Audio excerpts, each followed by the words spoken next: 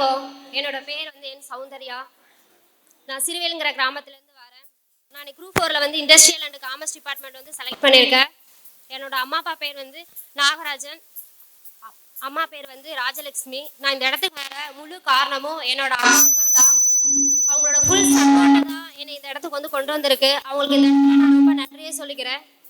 இதையும் தாண்டி எனக்கு ஃபுல் சப்போர்ட்டாக இருந்த என்னோட மாமா, சித்தி, அக்கா, அண்ணா, என்னோட ஃப்ரெண்ட்ஸ் இருக்குது, சுரேஷ் அகாடமிக்கு எல்லாத்துக்கும் நான் ரொம்ப நன்றியை சொல்லிக்கிறேன். எனக்கு டிஎன்பிசி அப்படின்னு சொல்லிட்டு ஒரு ஃபீல்டு இருக்குது அப்படிங்கிறதையும், இந்த ஃபீல்டுக்கு வந்தால் ஒரு குறுகிய காலத்தில் நம்ம வந்து ஒரு வெற்றியை அடைஞ்சிடலாம் அப்படிங்கிறத எனக்கு வழியை காட்டினதே என்னோட தாய் மாமா தான். அவங்க பேர் சிவசுப்பிரமணியன். அவங்க நீதிபதியாக இன்றைக்கி ஒர்க் பண்ணிகிட்ருக்காங்க. நம்ம ஃபஸ்ட்டு ஒரு அரசு வேலைக்கு போயிடணும் அப்படிங்கிற ஒரு நோக்கத்தில் தான் நான் படித்தேன். நான் 12th வரைக்கும் தமிழ் வழியில் தான் படித்தேன்.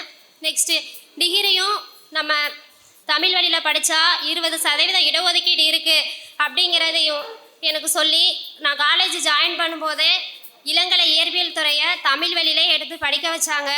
அந்த டைம்லையே நான் டைப்ரைட்டிங் 4th ஹையர் முடித்தேன்.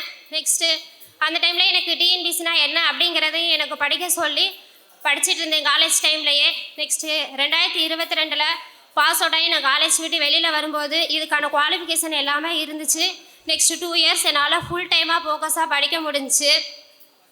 அதனால் டிஎன்பிசி ஆஸ்பிரண்ட்டுக்கு என்ன சொல்ல விரும்புகிறேன்னா, ஒரு ஆஸ்பிரண்ட் வந்து என்ன ஃபீல்டுக்கு போக விரும்புகிறீங்களோ அந்த ஃபீல்டுக்கான குவாலிஃபிகேஷன் என்ன அப்படிங்கிறதையும் பார்த்துட்டு, இந்த ஃபீல்டுக்கு போனால் ஃபஸ்ட்டு என்ன ப்ரிஃபரன்ஸ் கொடுக்குறாங்க அப்படிங்கிறதையும் பார்த்துட்டு நம்ம படிக்க ஆரம்பித்தோம்னா ஒரு குறுகிய காலத்திலேயே நம்ம வெற்றியை அடைஞ்சிடலாம் அப்படிங்கிறது என்னோட கருத்தாக இருக்குது. ஏன்னா என்னோடய ஃபஸ்ட்டு கவர்மெண்ட் எக்ஸாம்னா 2022 ஜூலை 24 அப்போ நடந்த குரூப் 4 எக்ஸாம் தான் ஃபஸ்ட்டு எக்ஸாமாக போய் எழுதினேன். அதுலேயே நான் வெற்றி அடைஞ்சிரும்னு சொல்லிட்டு தான் காலேஜ் டைமில் படிச்சுட்டு இருந்தேன். ஆனால் நான் அதில் தோல்வியை தான் சந்தித்தேன். அதுக்கப்புறம் அதில் என்ன கண்டுக்கிட்டேன்னா, நான் டெஸ்ட் பேட்ச் போடாதான் என்னோட ஒரு பெரிய மைனஸாக இருந்துச்சு. அதனால் நான் சுரேஷ் அகாடமிக்கு நெக்ஸ்ட்டு எஸ்ஐக்காக வந்து டெஸ்ட் பேட்ச் மட்டும் ஜாயின் பண்ணிவிட்டு சுரேஷ் லேடிஸ் ஹாஸ்டல்லேருந்து தான் படித்தேன். இங்கே எக்ஸாம்லாம் கிளியர் பண்ணிட்டேன் எஸ்ஐயில். ஆனால் ஃபிசிக்கல் அப்போ 0.2 அப்படின்னு சொல்லிட்டு ஹைட்டில் வந்து டிஸ்குவாலிஃபைட் ஆகி வெளியில் வந்துட்டேன். ஆனால் அந்த தருணம்ங்கிறது எனக்கு ரொம்ப மறக்க முடியாத ஒரு தருணமாக தான் இருக்குது இப்போ வரைக்குமே. ஆனால் நெக்ஸ்ட்டு இது நம்மளுக்கானது இல்லை அப்படின்னு சொல்லிட்டு தெரிஞ்சு நெக்ஸ்ட்டு குரூப் 4க்கு படிக்கலாம் அப்படின்னு சொல்லிட்டு படிக்க ஆரம்பித்தேன். இதே அகாடமியில் குரூப் 2 குரூப் 4ன்னு சொல்லிட்டு ஃப்ரீ டெஸ்ட் பேட்சாகவே கண்டக்ட் பண்ணாங்க. எல்லா டெஸ்ட்டுமே ஒரு டெஸ்ட்டு கூட மிஸ் பண்ணாமல் வந்து அட்டன் பண்ணுவேன். இன்றைக்கி குரூப் 4ஆக வந்து வெற்றியாளராக நிற்கிறேன். நெக்ஸ்ட்டு குரூப் 2வும் ப்ரிலிமினரி கிளியர் பண்ணி மெயின்ஸ் எக்ஸாம் எழுதியிருக்கேன். இதோட என்னோடய வெற்றியை நான் வந்து ஸ்டாப் பண்ணாமல் நெக்ஸ்ட்டு குரூப் 2 குரூப் 4ன்னு கண்டிப்பாக வெற்றி அடைஞ்சு இதே இடத்துல வந்து நிற்பேன். இந்த வெற்றி அப்படிங்கிறது எனக்கு ஒரு முதல் படி மட்டும்தான். நெக்ஸ்ட்டு கண்டிப்பாக நான் வந்து அச்சீவ் பண்ணுவேன். இந்த இடத்துல நான் அப்பா அம்மாவை நான் வந்து இந்த இடத்துல வரணும்னு சொல்லிட்டு நான் ஆசைப்பட்றேன். ஒரு பொண்ணுக்கு வந்து 18 வயசோ இல்லை ஒரு டிகிரியோ முடித்தாலோ இந்த சமுதாயத்தில் வந்து நெக்ஸ்ட்டு திருமணம் தான் அப்படிங்கிற ஒரு நிலைமைக்கு கொண்டு போயிடுவாங்க. ஆனால் அப்படி எங்கள் அம்மா அப்பா என்னை விடாமல் நீ கண்டிப்பாக படிமா அப்படின்னு சொல்லிட்டு என்னை படிக்க வச்சாங்க. ஆனால் எங்கள் அப்பா எனக்கு ஒரு வார்த்தை சொன்னாங்க, அந்த டேட்டு கூட எனக்கு ஞாபகம் இருக்குது.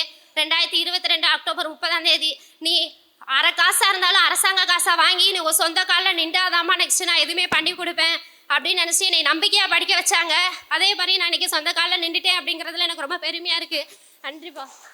இந்த ஃபீல்டுக்கு வந்து நான் படிக்கும்போது எனக்கு அதிகமாக உத்வேகம் தளிச்ச ஒரு லைன் என்னென்னா, பாரதிதாசன் சொல்லியிருப்பார், உலகம் இருட்டறையில் உள்ளதடா அப்படின்னு சொல்லிட்டு. இந்த லைனை பார்க்கும்போதெல்லாம் என்னோட குடும்பம் இருட்டறையில் உள்ளதடான்னு நினச்சி தான் எனக்கு அதிகமாக ஒரு உத்வேகத்தை கொடுக்கும். இந்த பிள்ளைகளின் கல்விக்கும் நல்லா முற்போக்காக பாடுபட்டு வளர்ச்சியடை செய்ய வேண்டி வணங்குகிறேன். சுரேஷ் அகாடமிக்கு வணக்கம். சுரேஷ் IAS அகாடமி, வெற்றியின் முகவரி.